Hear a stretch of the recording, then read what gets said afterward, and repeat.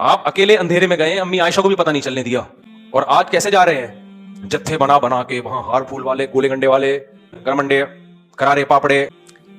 15 شعبان کی رات کو صحابہ کرام کے قبرستان ایسے ہی ہوتے تھے جیسے 14 شعبان کی رات کو ہوتے تھے, جیسے 16. آج بھی سعودی عرب وہی تواتر سے چلا رہا ہے, پوری عرب دنیا میں, مصر میں بھی, انڈونیشیا میں بھی, یہ صرف کمبختی کہاں آئی ہوئی ہے؟ انڈیا, پاکستان اور بنگلہ دیش. تو یہاں کوئی الگ سے اسلام نازل ہوا ہے بھائی؟ یہاں کوئی الگ سے جبریل کے علاوہ کوئی اور فرشتہ آیا جو یہاں وحی کر کے گیا ہے؟ تو پہلی بات تو یہ کہ یہ عمل اگر ثابت ہے, پہلی بات تو بلکہ ثابت ہی نہیں ہے, نبی سے قبرستان جانا کسی مستند روایت سے ثابت اس رات میں ثابت بولو نہیں ہے. دوسری بات, اگر مان لیا جائے تو پھر نبی کی خصوصیت ہے, سنت نہیں ہے کیونکہ صحابہ نے نہیں کیا. تیسری بات, مان لو کہ اگر نبی نے کیا ہے اور صحابہ نے نہیں بھی کیا پھر بھی سنت ہے, تو زندگی میں ایک دفعہ نبی گئے ہیں, ہر سال اگر مان لیا جائے گئے ہیں تو پھر زندگی میں ایک, آپ تو ہر سال جا رہے ہو. چوتھی بات, اگر یہ بھی مان لیا جائے کہ ہر سال سنت ہے, وہ تو کوئی دلیل نہیں ہے اس کی, مان لو تو پھر کیسے سنت ہے؟ چپکے سے اندھیرے میں.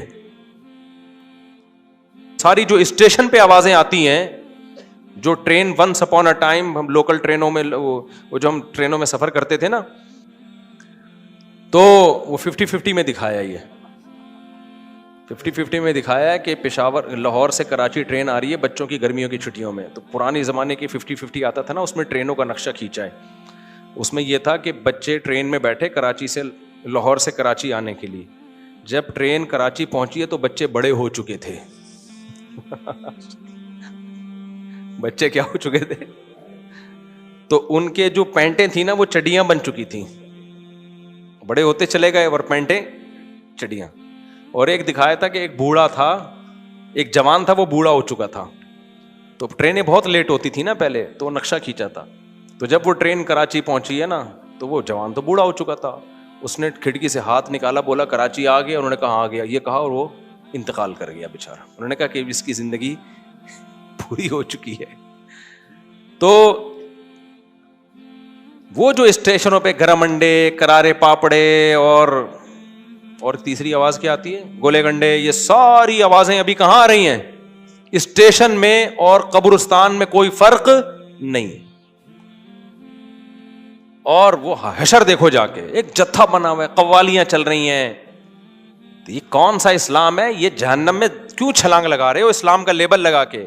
نبی صلی اللہ علیہ وسلم نے فرمایا, کچھ لوگ قرب میدان حشر میں نا حوض کوثر کا پانی پینے کے لیے آئیں گے. فرمایا ان کے چہرے کیسے ہوں گے؟ مسلمانوں والے. تو میں یہ کہوں گا میرے امتی ہیں, لیکن فرشتے ان کو ہٹا دیں گے. تو میں کہوں گا یہ تو میرے امتی, حلیے سے لگ رہے ہوں گے نا, ڈریسنگ سے لگ رہے ہوں گے, یہ نبی کے امتی ہیں. تو فرشتے ان کو ہٹا دیں گے. تو آپ صلی اللہ علیہ وسلم پوچھیں گے یہ میرے امتی ہیں, ان کو کیوں ہٹا رہے ہو؟ تو اللہ تعالیٰ, فرشتے کہیں گے کہ انہوں نے آپ کے جانے کے بعد آپ کے دین میں نئی نئی چیزیں ایجاد کر لی تھی. تو آپ صلی اللہ علیہ وسلم کیا فرمائیں گے؟ سحقن سحقن, دور کرو ان کو مجھ سے, دور کرو, کیونکہ پیغمبر کے دین کو انہوں نے تبدیل کیا ہے, کوئی چھوٹا موٹا جرم نہیں کیا انہوں نے. تو اسلام صاف ستھرا دین ہے بھائی, اس میں ایڈیشن کی اجازت نہیں ہے. تو مت جایا کرو اس رات قبرستان.